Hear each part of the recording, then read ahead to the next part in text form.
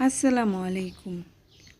আজ আসেন কাজ করতে করতে একটি শিক্ষণীয় গল্প শুনি। একদিন এক সাপ এবং একটি শোল মাছের বন্ধুত্ব হলো।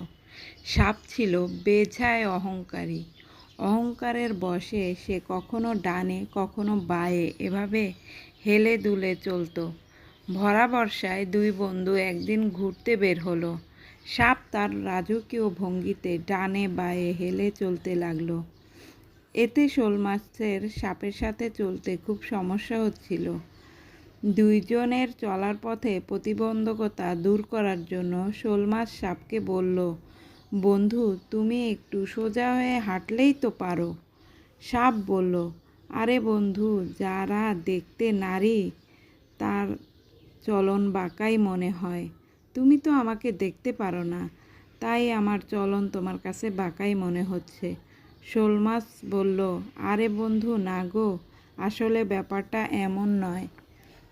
তোমার বাঁকা চলনের কারণে আমি তোমার সাথে চলতে পারছি না। সাপ বলল, বাপদাদা 14 পুরুষ ধরে আমরা এভাবেই চলে আসছি, আর তুমি আজ এসেছো আমার পথ চলা শেখাতে। একে তো শোল মাছের চেয়ে লম্বা বলে তার অহংকারে মাটিতে পা পড়ে না, তার উপরে সাপের অন্তর ভরা বিষ। শোল মাছ যতই তাকে বুঝাতে চায় ততই সে ফোঁস করে ফুলতে থাকে। তর্ক বিতর্কের এক পর্যায়ে সাপ জেলের জালে ধরা পড়ে। জেলে সাপটিকে ধরে মেরে সোজা করে ঝুলিয়ে রাখে। শোল মাছ তখন আফসোস করে বলে, বন্ধু, সেই তো সোজা হলে, তাও মরণের পরে।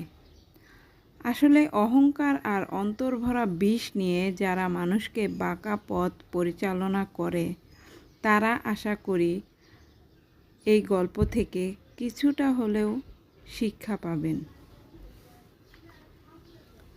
সময় থাকতে সোজা হয়ে চলেন, না হলে পরিণতি তো বুঝতেই পারবেন শেষে।